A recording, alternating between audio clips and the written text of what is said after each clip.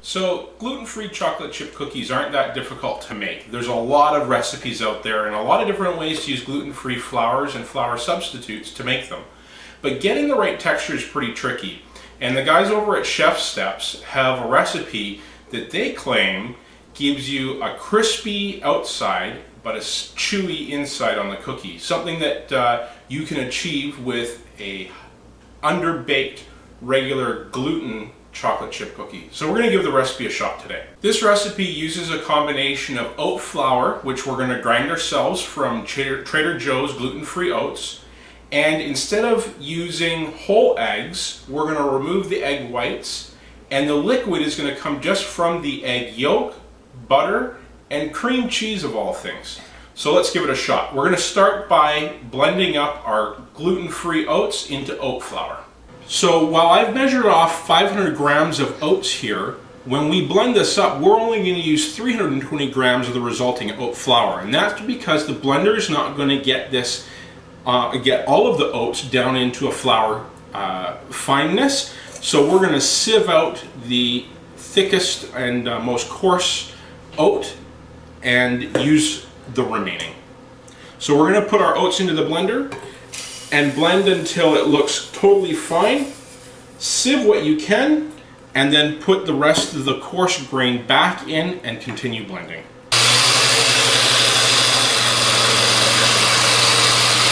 Alright, so using a sieve, you're going to just shake the oat flour that you've ground into your bowl until only the coarsest bits are left. And then once we get through all of the oat flour that we've ground, we'll regrind the remaining coarse oats until there's very little left and measure off what we need. Alright, so this is what's remaining from what I originally ground. We're just going to pop it into a bowl and finish off the last of what's in my blender jar. So as you can see, just over half of what we ground is fine enough to have gone through the sieve. So we're going to regrind this and sieve it again.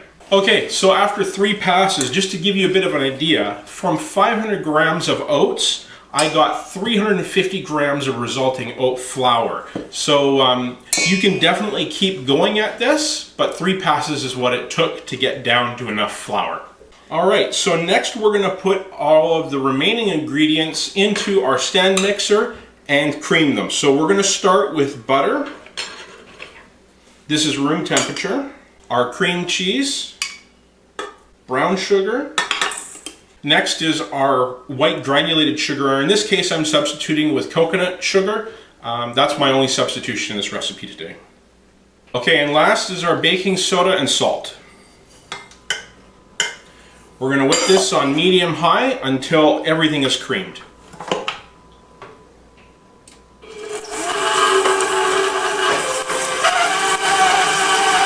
Alright, now that that's creamed, we're going to add in our liquid vanilla and finally our egg whites.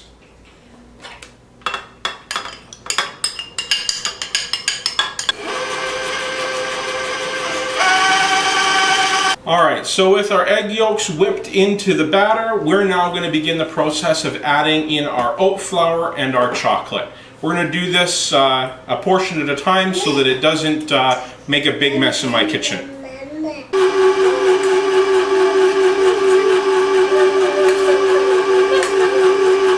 Alright, so with everything mixed together, we're going to scrape down the bowl and place this in the fridge for a half hour to let the oat flour hydrate. Once we're done, we're going to portion this out onto baking sheets and pop it into the oven. Alright, so now that our dough is chilled, I'm going to use a scooper and we're going to portion out our cookie dough onto a lined baking sheet.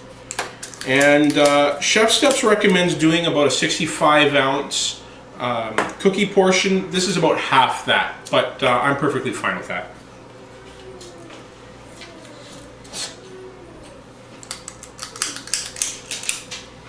Alright, so now that we've got a baking sheet set up and ready to go, we're going to pop this in the oven for about 15 to 17 minutes at 350 degrees. Alright, so I've pulled these out. It's been just over 15 minutes and the edges are just starting to go a little darker brown. I know it's hard to see because the oat flour is brown and then I use brown sugar and coconut sugar all of which are brown.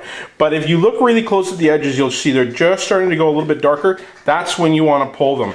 They are still soft. If you let them bake all the way through, the centers won't be gooey, and that kind of defeats the whole purpose of this recipe. So we're going to get these onto a cooling rack right away and let them cool down. All right, so we've got all our cookies out of the oven now. This batch ended up making about 2 dozen cookies, about half the size ChefSteps make them. So they were looking for about 65-gram portions each, and instead I used my 1.5-inch cookie scoop, and I ended up getting about 2 dozen. So perfect size cookies for us. And you can see they've got a harder exterior, which is what you want in a cookie, but they're nice and gooey on the inside. They are not dry at all. So a really chewy inside, very soft and chewy on the inside. You don't taste the cream cheese. So I hope you guys enjoy this recipe, and I hope they turn out as well as for you as they did for me.